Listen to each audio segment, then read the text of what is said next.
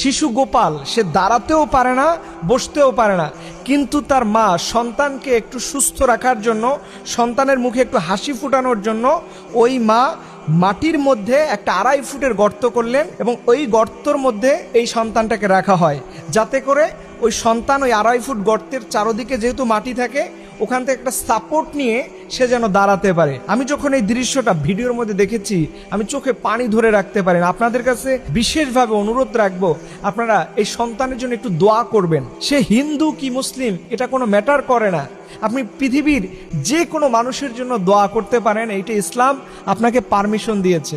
আপনারা দোয়া করুন সন্তানরা যেন সুস্থ হয়ে যায়। আমি অবাক হয়ে রইলাম যে একজন মা, দেখেন, হিন্দু ধর্মেরও মা, মুসলিম ধর্মের মা, খ্রিস্টান ধর্মের মা, বৌদ্ধ ধর্মের মা, পৃথিবীর যত ধর্মগ্রন্থ আছে প্রত্যেকটা ধর্মের যে মায়েরা আছে, দেখেন সন্তানের প্রতি কি অনুরাগ, কি ভালোবাসা, কি স্নেহ, কি মমতা দিয়ে সন্তানকে আগলে ধরতে চায়। ওই মহিলার দেখেছেন হয়তো ওরকম টাকা নাই যে একটা হুইল চেয়ার কিনে দিবে, কিন্তু তার হৃদয়ের মধ্যে সন্তানের জন্য কত ভালোবাসা।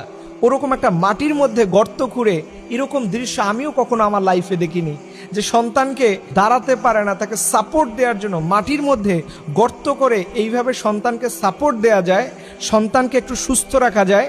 এটা আমার জীবনে ফার্স্ট টাইম আমি দেখলাম। এর জন্য আমি আপনাদের কাছে বিশেষভাবে অনুরোধ রাখবো, সবাই দোয়া করবেন। পাশাপাশি যাদের সুযোগ হয়, আপনারা এই ঘটনার ব্যাপকভাবে বাংলাদেশে আলোড়ন সৃষ্টি করেছে, আপনারা ওই জায়গা থেকে আপনাদের সাধ্য অনুযায়ী ওদের পাশে দাঁড়াবেন। এরকম অনেক শিশুরা আছে যারা নিজের পায়ে দাঁড়াতে পারে না, বসতে পারে না। এগুলোতে এলাকায় খোঁজ খবর নিয়ে ওখানকার একটা টিম গঠন করে ডক্টরদের পরামর্শ নিয়ে এদের পাশে দাঁড়াবেন। এখানে হিন্দুও দেখবেন না, মুসলিমও দেখবেন না, পৃথিবীর মানুষ, এটা হচ্ছে তার বড় পরিচয়।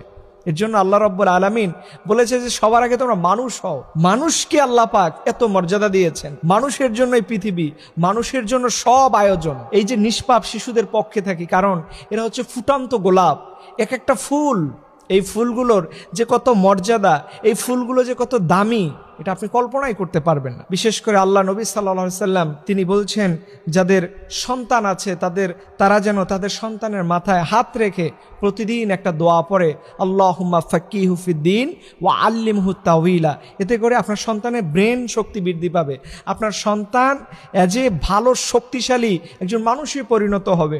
এই যে মায়েরা এত সন্তানকে ভালোবাসেন, এর জন্য আল্লাহ পাক কোরআনের মধ্যে তিনি মায়েদের স্পেশাল মর্যাদা দিয়েছেন। ওয়াকাদা রাব্বুকা আল্লা তা'বুদু ইল্লা ইয়্যাহু ওয়া বিল ওয়ালিদাইনি ইহসানা। খবরদার আমার ইবাদত করবা, এরপরেই পিতামাতার খেদমত করবা।